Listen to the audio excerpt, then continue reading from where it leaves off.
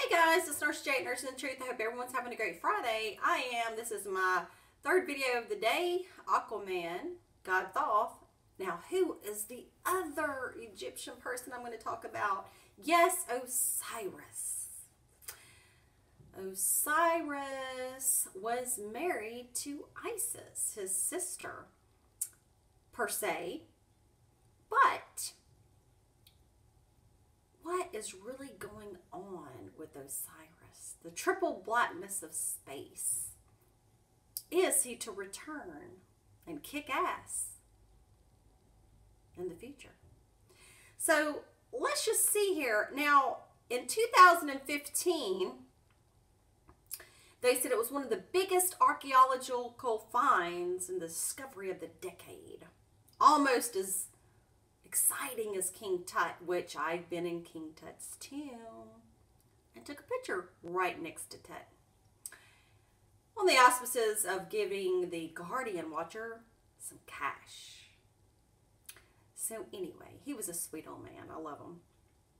Now, he is the Egyptian god of the dead, fertility, all right, and agriculture, because when things die, they come back to life, and so on and so forth. And it's also symbolic of a spiritual resurrection. Now, the tomb of Osiris is on the west bank of the river of Thebes in Egypt. Now, the sun rises in the east and it dies in the west. So the king of the valley of the kings and queens are on the west bank of the Thebes in Luxor. Been there too. And his complex was very, very exquisite. Had multiple chambers. It was connected to numerous tunnels and corridors and staircases. It's very, very difficult to get in between the spaces actually. And so what I'm trying to get at is, was this myth or was it real? See, I know what I believe,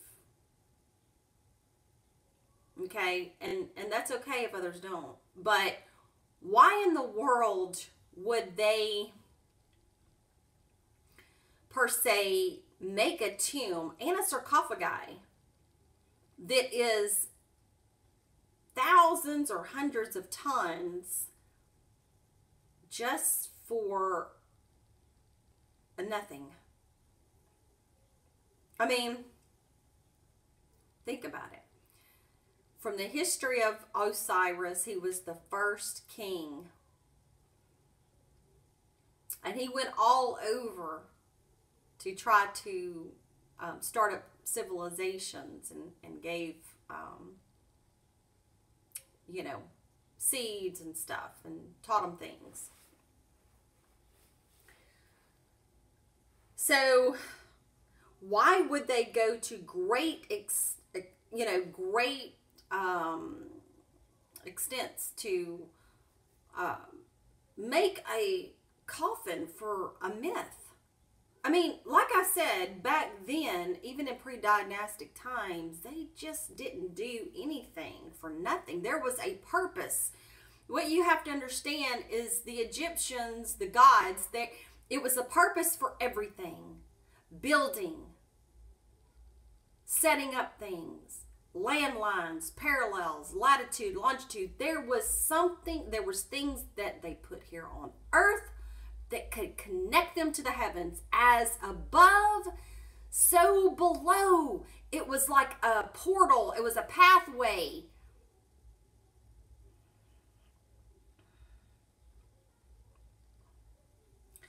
As we know, Osiris had a brother named Set, or Seth, the storm god. Oh, here we go again.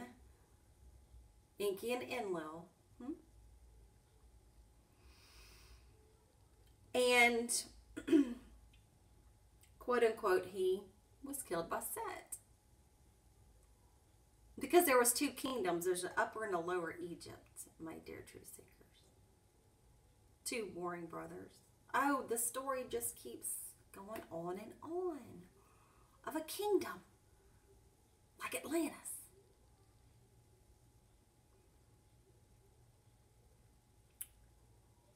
Now, they say that there is some black goo that was found bubbling up out of Osiris's tomb. Well, for me, I'm like happy about it. Because that's telling you something. Something underneath that is bubbling. What is that? And the archaeologist here recently that filmed all of this was saying it looked like something exploded out of there. Like forced its way. Because if you look at the video, the sarcophagi lid is thousands of tons. When they put that there, it was meant to stay there. No movement at all. They built it from the bottom up. Because there's no way you can get that sarcophagi tomb in through a small little rectangle is about as big as my body to get down into the shafts. There's no way. So they built, they dug, they put it, then they built it up. That's my logical thinking anyway. But from the looks of things, the force was so powerful that the bubbling underneath moved the top of the sarcophagi to the side. Black goo on the side and black goo on some of the beams above the sarcophagi.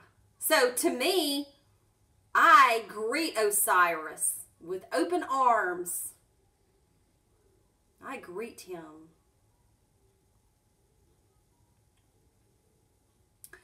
Because even Osiris's name, Ptah, even collected together.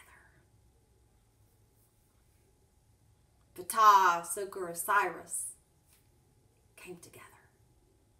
Ptah is the supreme creator. And we all know that Ptah is Enki. So I invite the ancestors from Egypt to come. We invite you to clean this mess up if this is what's going on. We might not can see you now, but you might be working with other light beings that are trying to help humanity, because I do believe there are other forces, there are other beings out in the universe that have been coming here for millions of years, because Earth is just not 6,000 years old like we've been told, and we want to believe this Bible story, and that dinosaurs were on the freaking ark. Now we know that dinosaurs, there's some herbivores and carnivores. They would have ate us up. They would have ate everything up.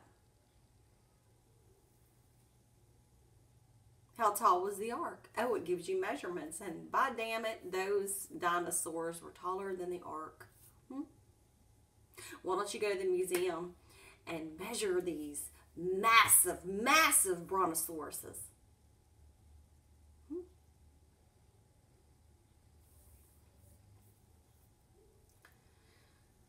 So I'm just saying. And there was Thoth in the middle of all this. He was over the Ogdode. These 8 that came to earth and spread out amongst the nations. So I clearly invite the ancestors to come. We are all brothers and sisters of the all, and there are brothers and sisters. Our father and mother, we don't want to fight against them. They want to help us. So, but the idiots out there that want to fight the aliens, or how their terms are, their spacecraft, their weapons would annihilate us within 2 seconds. There will come a day, I do believe, that all of this is going to be exposed.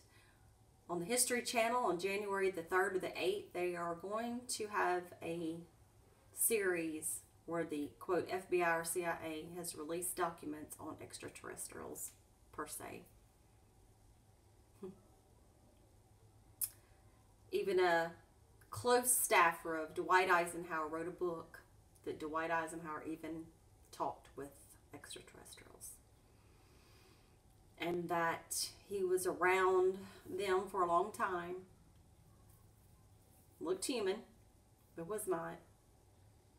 So, dear truth seekers, you have no idea who you're talking to.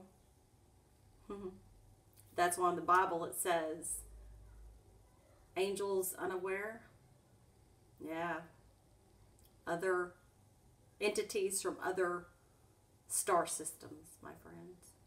Angels was from angles of light. Light beings from other cosmic star systems, my friends. Just like star system Sirius, Orion, all the constellations. More planets, more moons, more suns. So, hope you've enjoyed this video. And I'm not computer savvy to do like links and stuff. I have to get shown by my daughter. Or I would have put the video on about Osiris tomb and the black goo. So, go look that up. But I'm going to forewarn you. A lot of people want to call Egypt evil. A lot of people want to call them dark magic. A lot of people want to call them pagans. And a lot of people want to call them evil. But once you do your research on ancient Egypt, they are the light of the world. Everything comes from Egypt.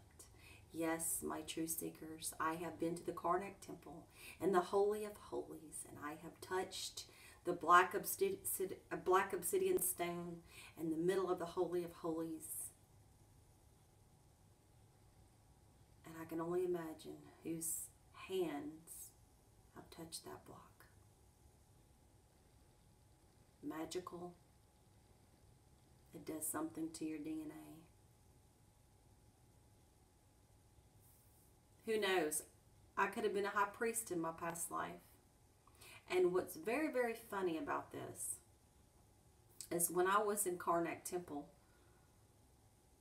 when I went in there and I shut my eyes and I put my hands on the stone, and I just listened to the wonderful wind blowing and the birds just chirping outside of the temple. It was the most beautiful, peaceful area. No one was in the tomb. I mean, no one was in the Holy of Holies when I was in there.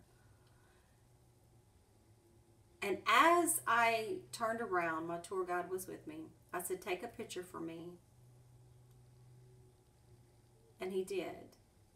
And as I stood there, usually people do like this, like for prayer, because I knew that I was in front of the Holy of Holies, and that was their most sacred place, and that was in representation of the mind of God, the pineal gland, because God is the mind, God is the all, and they knew that.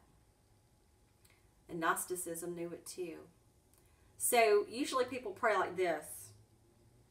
Well, as I took the picture, my arms were like this. It was natural that I went like this. Come to find out, when I talked to the tour guide, I asked him, is that the way they did that back then? And he said, yes. And the term or the saying that we use nowadays, don't turn your back on God. Don't turn your back on God.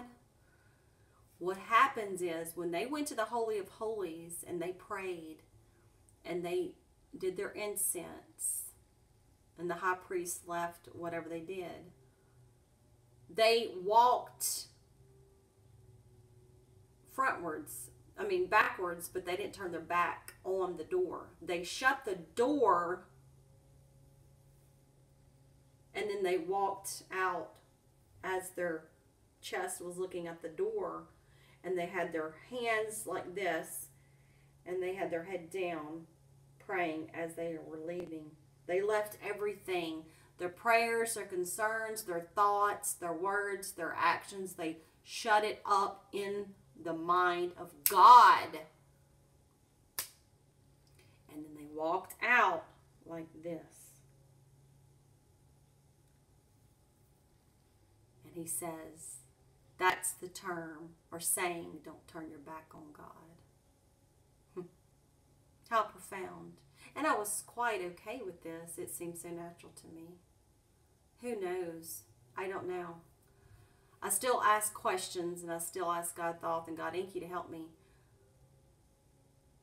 the consciousness to awake. But I do believe, friends, it's on its way. So I hope you've enjoyed this video about Osiris and Egypt and all the wonderful things. And the next time I think I'm going to talk about the Ogdode, the 8 divine spiritual beings that Thoth was an overseer. So anyway, Hotep and Ashe, always search for the truth, my truth seekers. Goodbye.